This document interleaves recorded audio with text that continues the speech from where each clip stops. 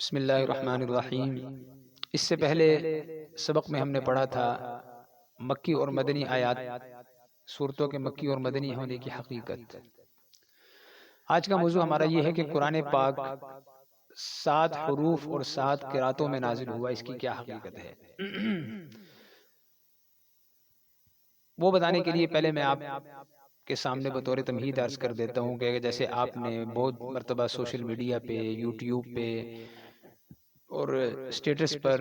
قرآ کی تلاوتیں آپ نے سنی ہوگی، تو وہ پڑھتے ہیں مثال کے طور پہ الحمدللہ رب العالمین الرحمن الرحیم مالک یوم الدین، جبکہ ہم پڑھتے ہیں مالک یوم الدین۔ اسی طرح آپ نے سنا ہوگا والضحی واللیل اذا سجا ما ودعک ربک وما قلی، تو بعض قرآ پڑھتے ہیں والضحی واللیل اذا سجا ما ودعک ربک وما قلی۔ تو یہ قرات کا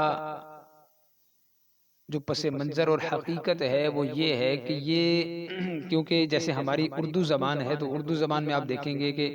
لاہور میں جو اردو بول رہے ہیں ان کے الفاظ میں ہمارے الفاظ میں کچھ فرق ہوگا، اسی طرح لکھنؤ والے جو اردو بول رہے ہیں اچھا خاصا فرق ہوگا، جبکہ سب کو اردو کہا جاتا ہے۔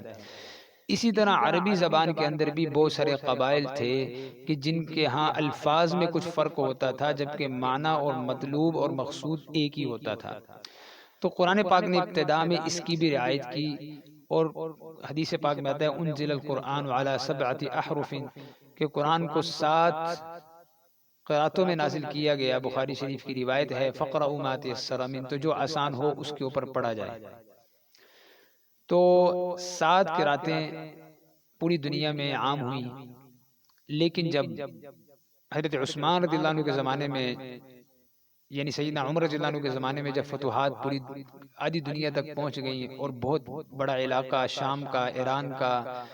روم اور فارس کا، یعنی عجمیوں کا جو اسلام میں داخل ہوا، جو عربی سے واقف نہیں تھے،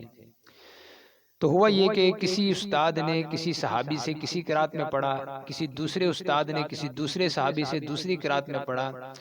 تو وہ آپس میں اختلافات کے بہت سارے مسائل کھڑے ہونے لگے، جبکہ حقیقت میں کوئی فرق نہیں تھا، الفاظ میں فرق تھا۔ تو اس پہ بھی سیدنا عثمان رضی اللہ عنہ کو حضرت حذیفہ بن یمان رضی اللہ تعالیٰ عنہ نے متوجہ کیا کہ آپ اس کے بارے میں سوچیں، کوئی ترتیب بنائیں، ورنہ یہ اختلاف ہمارا یہودیوں اور نصارہ کی طرح قرآن کا اختلاف بھی جو ہے وہ بن جائے گا۔ تو اس پہ سیدنا عثمان رضی اللہ تعالیٰ عنہ نے پھر حضرت زید بن ثابت رضی اللہ تعالیٰ عنہ کو اس بات کا مکلف بنایا کہ وہ اس کی ذمہ داری اٹھائیں۔ تو انہوں نے پھر جو قریش جو سب سے افضل اور اعلیٰ لغت تھی، اس کو انہوں نے ہدف بناتے ہوئے باقی تمام کی تمام قراتوں کو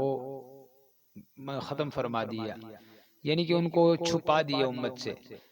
کیونکہ وہ صرف الفاظ کا فرق تھا، احکام اور معنی میں کوئی فرق نہیں تھی۔ جو قریش کی جو سب سے افضل لغت تھی جس کو قرات حفظ کہتے ہیں، اس کو پھر پوری دنیا میں عام کر دیا تاکہ پوری دنیا میں قرآن ایک انداز سے پڑھا اور سنا جائے۔ تو 7 قراتیں ہیں، وہ بہرحال یہ کہ آپ حضرات سے متعلق جو تفصیل تھی وہ میں نے بتا دی۔ باقی ایک بہت لمبا اور